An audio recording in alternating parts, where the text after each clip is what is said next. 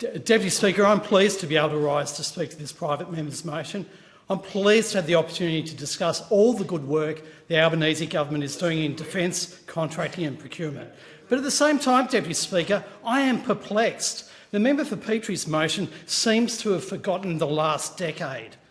Deputy Speaker, the motion decries the fact that our government has initiated reviews into defence and defence procurement. This ignores the fact that these reviews were made necessary due to the shameful mismanagement of this space by the government of which the member was part. Deputy Speaker, on this side of the House, we understand deeply the complexities of defending our country and the detail which underpins that important endeavour.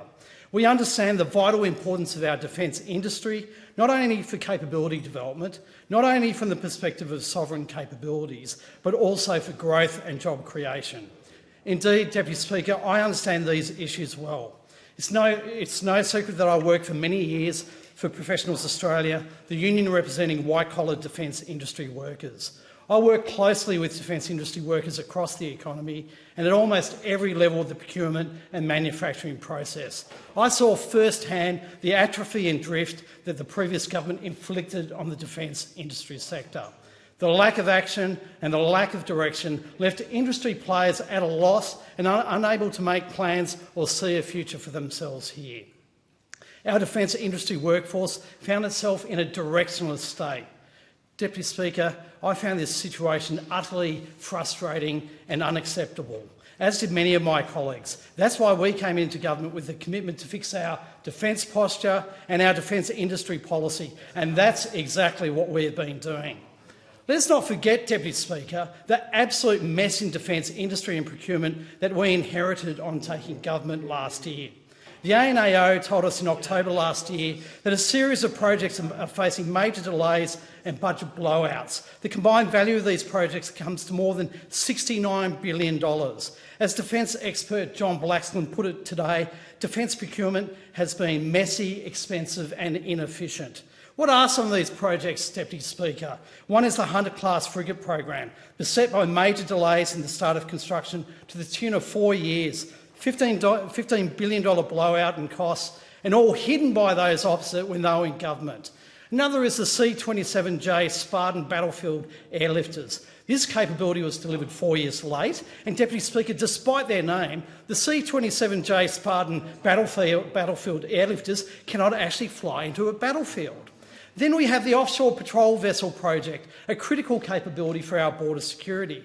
This project is already 1 year behind schedule. Similarly, the Evolved Cape-class patrol boats are a year late. The new Battlefield Command System is 3 years behind schedule. And then there are defence satellite communications projects which are running at up to 4 years behind schedule. These projects are all critical to our security and enhanced defence capabilities. Their successful and timely completion are critical to the security of the country. A policy and culture of atrophy and drift from those opposite let these and other projects wither. This drift not only jeopardised our security, but robbed our domestic defence industry of the certainty needed to make contract and investment decisions. When the member for Petrie complains about the challenges facing Australia's defence industry and looks for someone to blame, I'd suggest he finds a mirror. Indeed, Deputy Speaker, he is part of a government that had 6 defence ministers in 9 years. 6 defence ministers in 9 years. Their record on the question is one of abject failure, and it's a failure that we are here to correct. The Albanese government is committed to ending the drift and atrophy in defence and building and strengthening our domestic defence industry. We will enhance and strengthen our defence industry by giving it clarity and guidance. And we'll give it clarity and guidance through our soon-to-be-released Defence Industry Development Strategy. Deputy Speaker, through this, we'll grow our sovereign industrial base and provide more opportunities to our defence industry to participate in a meaningful way in big projects like AUKUS. Deputy Speaker, we are getting on with fixing the mess left by those opposite.